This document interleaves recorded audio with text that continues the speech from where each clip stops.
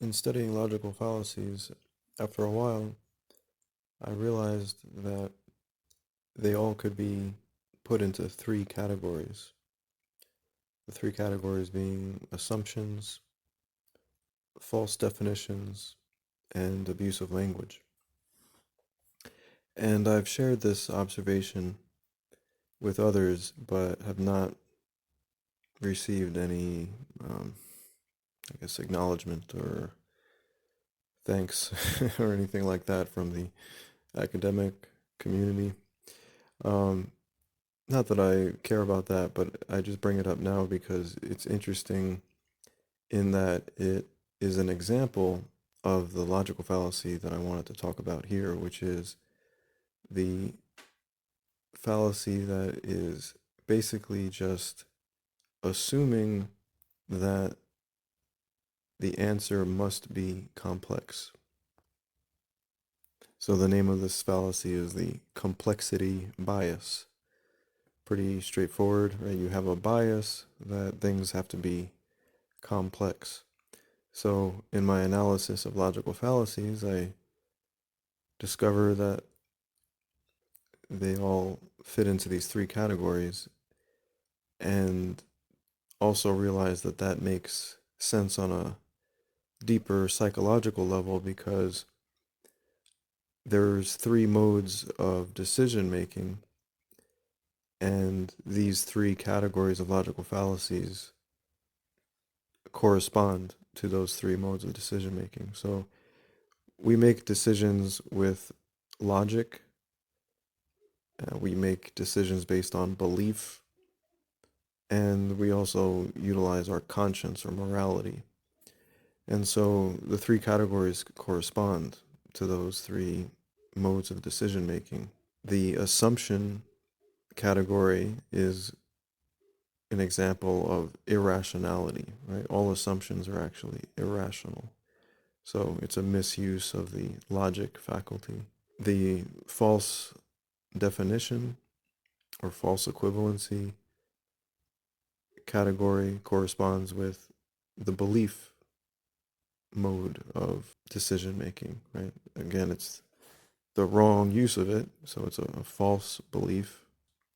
And then morality, the misuse of morality, the misuse of your conscience would be to be abusive, since abuse is immoral, it's the opposite of love. So you have all of these logical fallacies that are basically just abusive speech. So I just repeat that analysis for anyone who might find it valuable. But also because, like I said, it is relevant to this particular fallacy, which is a complexity bias. And that's because my analysis, my conclusion about how logical fallacies can be categorized, I believe is usually dismissed outright, like simply because of its simplicity, right? The second they hear me say all logical fallacies can be put into three categories, they just immediately dismiss the idea simply because I've reduced it to three. And that's just too simple in their minds. They just have this automatic bias and assumption that it must be more complex. It must be a higher number, or it must be an unknowable number, right? It must be more complex in one way or the other. So that's the complexity bias logical fallacy. And it's relevant to the ongoing medical mandate debate and reality globally of this medical tyranny, this form of slavery, I would say. Me calling it slavery is also dismissed outright, oftentimes, just because it seems too simplistic, right? It's like there's so many things at play here. We're talking about an illness, and we're talking about millions of people, and they'll go on and on about the apparent complexity of the issue. And then I repeat to them, I'm talking about the ethics of it. I'm talking about whether it's ethically sound to coerce someone to take a syringe full of whatever you want to put in the syringe and push that on them and their children now and forever, along with whatever medical device you want to put on their body. That's a form of aggression, that's violence, it's treating people like your livestock. It's not legitimate. Right? Slavery is never actually good. Just because there's a crisis going on, adding slavery to the equation doesn't result in a better situation. You're just adding a bad thing to another bad thing, right? A crisis is bad, slavery is bad.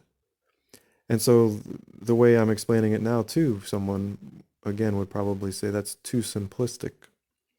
You can't just reduce all of what's going on to simply a crisis and then say that medical mandates are simply slavery and therefore, you know, the latter is not a solution to the former. That's too simple. Um, but they're wrong. It's not too simple. It's just an accurate observation of what's going on. And it's made more clear by them reverting to other logical fallacies in defense of the mandates, like appeal to authority, along with red herrings, talking about numbers of reported cases, etc. All of this being irrelevant to the point that enslaving people is not a correct solution to an illness. They seem to think that the only way to deal with an illness in the world is to give over our bodily autonomy to politicians and their pharmaceutical partners who are making hundreds of billions of dollars off of this crisis. That's the only that's the only solution that they can think of. So, ironically, their own thinking is ridiculously simplistic in a very naive and uh, idol worshiping sort of way. Do what you need to do to remedy the situation as you think is best, but slavery isn't actually necessary, right? You don't need to enslave people in order to deal with an illness. It's that simple. It really is that simple. And it's just ridiculous that this has been a debate for over a year and a half. Like, people are still confused as to whether medical mandates are legitimate, or to what extent medical mandates should be accepted. The answer is they are not legitimate at all because it's a form of slavery. And it is that simple. And if you think that's too simple an answer, you're really falling into this logical fallacy of the complexity bias. And again, like I've said before, if you think slavery is too harsh a word, well, look up the word. Look up the definition of the word, right? It's usurping control of someone's body, making choices for them, undermining their bodily autonomy. That is an example of slavery. Would you be okay with your neighbor or a stranger on the street making medical decisions for you and your children forever? No, of course not. And why not? Because you would say, well, they're not my master. I'm not their slave. I'm an individual. They can make their own decisions about their body, right? They have their bodily autonomy, and I have mine, right? So the basic reason given for why we wouldn't accept a regular person issuing medical mandates, if you hear the explanation given, they're basically saying because slavery is bad, right? And it doesn't change when it's no longer a stranger on the street, but a stranger on the TV, you know, called given the title so-called representative or given the title expert, it doesn't change. It's still just another human being exercising coercive, abusive control. So it is that simple. If you are concerned about an illness, well, do whatever you think is good to be, taking care of your body and your family.